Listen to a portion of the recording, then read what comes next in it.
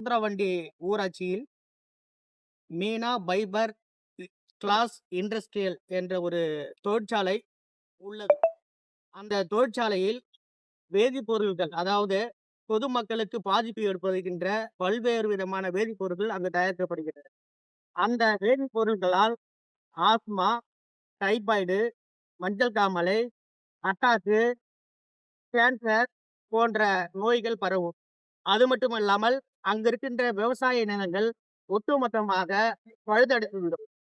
அங்கு உற்பத்தி செய்கின்ற அந்த தண்ணீரானது 50 அடி ஆழத்தில் போட்டு போர் போட்டு கீழே இறக்கப்படுகின்ற ஒரு செயல் அங்கு நடந்து வருகின்றது. இதற்கு 10/10/2022 அன்று ஊராட்சி மன்ற முன்னாள் ஊராட்சி மன்ற தலைவர்களும் ஊராட்சி செயலாளர் அவர்களும் அனுமதி வழங்கியிருக்கிறார்கள்.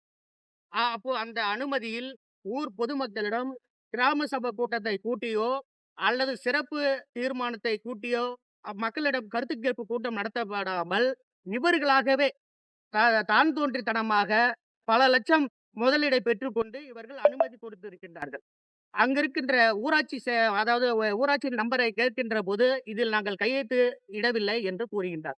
இது சம்பந்தமாக வட்டார வளர்ச்சி அவர்களிடம் நாங்கள் முறையிட்ட போது அந்த தீர்மானத்தை நாங்கள் ஏற்றுக்கொள்ளப்படவில்லை என்று அவர் ஒரு கருத்தை கூறுகிறார். இது சம்பந்தமாக சுகாதாரத்துறை செயலாளரிடம் நாங்கள் முறையிட்ட போது இந்த கம்பெனியால் பொதுமக்களுக்கு பாதிப்பு ஏற்படும், அது மட்டும் இல்லாமல் வருவோர் போவோர்களுக்கு பல்வேறு நோய்கள் ஏற்படும் என்று அவர்களும் சான்றிதழ் வழங்கியிருக்கின்றார்கள். பொல்யூஷன் கண்ட்ரோலுடைய அதிகாரி அவர்களும் இந்த கம்பெனியால் பல்வேறு விதமான நோய்கள், பல்வேறு விதமான இன்னல்கள் ஏற்படும் என்று கூறுகின்றார். ஆனால் ஊராட்சி தலைவர் அவர்களும் ஊராட்சி செயலாளர்களுடைய போக்கு மிகுந்த கண்டனத்துக்குரிய போக்காகும். இன்று நடைபெறுகின்ற ஊராட்சி கிராம சபை கூட்டத்தில் எங்கள் கட்சியின் சார்பாகவும் பொதுமக்களுடைய சார்பாகவும் அந்த 10/10/2022 போடப்பட்ட அந்த தீர்மானத்தை ரத்து செய்யப்பட வேண்டும் என்று நாங்கள் இன்று அதாவது மனு கொடுத்திருக்கின்றோம். ஊராட்சி செயலாளருடைய போக்கையும் ஊராட்சியினுடைய முன்னாள் தருடைய போக்கையும் பொதுமக்களுடைய நலனில் அக்கறை கொண்டு ஊராட்சியினுடைய போக்கை கண்டிப்பதோடு மட்டும் இல்லாமல் அப்பகுதி மக்களுடைய நலனில் அக்கறை கொண்டும் விவசாய மக்களுடைய நலனில் அக்கறை கொண்டு காற்று மாசுபடாமலும் நீர் மாசுபடாமலும் பொதுமக்கள் பல்வேறு இன்னலுக்கு ஆளாகாமல் ஊராட்சி அதாவது வட்டார வளர்ச்சி அலுவலர்களும் மாவட்ட ஆட்சியர் அவர்களும் ஒரு முடிவெடுத்து இந்த பொதுமக்களுக்கு ஒரு நல்ல தீர்வு சொல்வார் என்று நாங்கள் நம்புகின்றோம்.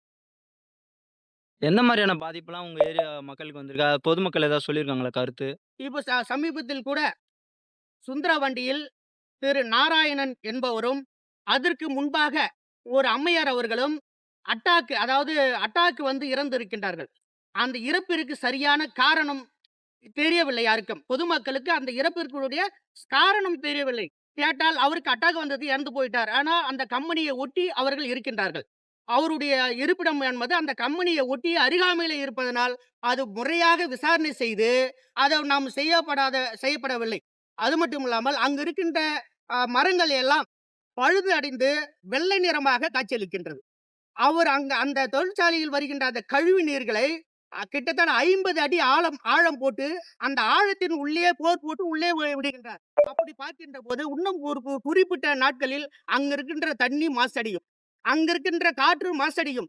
இவையெல்லாம் கவனித்துக் கொண்டு மாவட்ட ஆட்சியாளர்கள் அவர்கள் நாங்கள் கொடுத்த அந்த தீர்மானத்தின் அடிப்படையில் இந்த கம்பெனியை அதாவது மூடப்பட வேண்டும், இந்த கம்பெனிக்கு போட்ட தீர்மானத்தை ரத்துப்பட வேண்டும் என்று பொதுமக்களின் சார்பாகவும் எங்கள் இந்திய குடியரசு சார்பாகவும் கோரிக்கை வைக்கின்றோம்.